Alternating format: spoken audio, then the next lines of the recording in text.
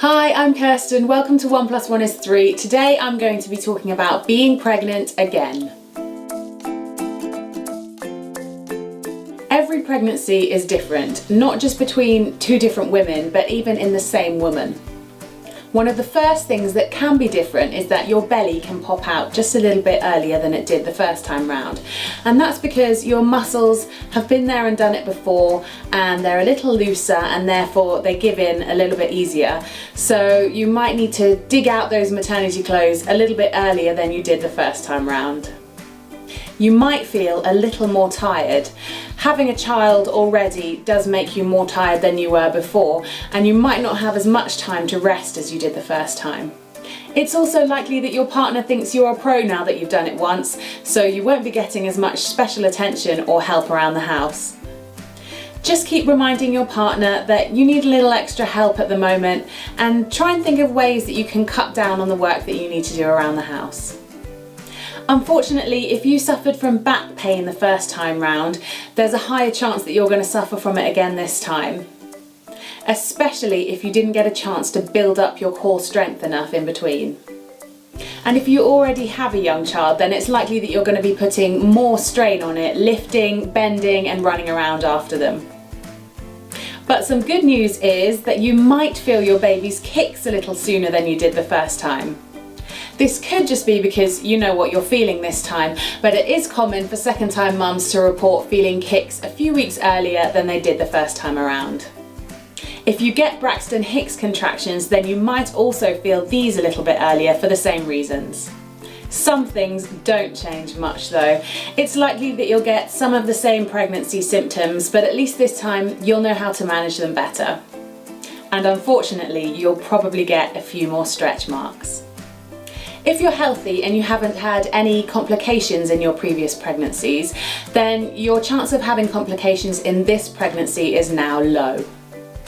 But if you have previously had pregnancy complications, then unfortunately your chances of having that complication again are now higher. The things that excite you and worry you about pregnancy are likely to be a little bit different this time. This time you have an older child to worry about too. Finances and time might be a little bit shorter, but because you've done it all before, you don't have the fear of the unknown. You might not feel like you need to do antenatal classes this time, but some instructors do offer shorter, refresher type courses for those who've done it before. If you felt disappointed with your birth experience the last time, then this is your chance to try and make a few changes. You might think about where you'd prefer to give birth this time. If you had a C-section last time, then you might want to think about having a vaginal birth this time. One thing you will definitely need to think about this time round is childcare for your older child when you go into labour. Depending on their age, it can be helpful to talk to your children about what's going to happen and listen to any fears that they might have about being away from you. It's not definite, but this time your labour is likely to be a bit shorter than the first time. On average, first-time mums tend to labour for between 10 and 20 hours, but it usually progresses much quicker for people who have been through it before. And you're also less likely to end up with stitches this time. But you could have more intense afterbirth pains. These are caused by contractions of your uterus as it shrinks back to size after you've had your baby.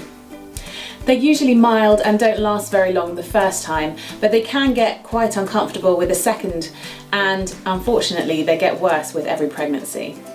That's because of those muscles again. The first time the uterus usually contracts and stays contracted, but in subsequent births they tend to intermittently relax and contract.